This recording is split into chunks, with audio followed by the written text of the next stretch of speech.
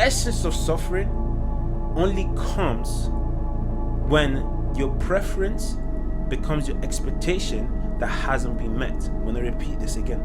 The essence of suffering is when your preference becomes an expectation that hasn't been met. Let's make it practical. If you now, as a man, want your woman, would prefer a woman to submit to you, and now that becomes your preference and expectation, and it's not met because she's not submitting to you, in fact she's doing the exact opposite, that's when you start suffering. When your expectation becomes, I know she's not going to submit.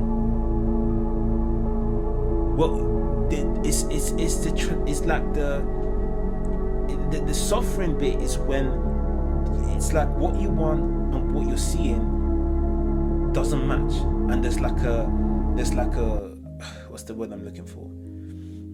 It's like something's being pulled in both directions, and it's like a tug of war, and that right now who's winning is the reality of the fact that your preference was never going to be met, and that the more it pulls, the more miserable you feel. So how do you fix this? Because the answer to that isn't necessarily not having expectations, because that's not part of us being human beings. Is we will have expectations, right? And I was going to go into a different video to describe this, but let me just keep this brief since we're at point 6 and we got 4 left, so that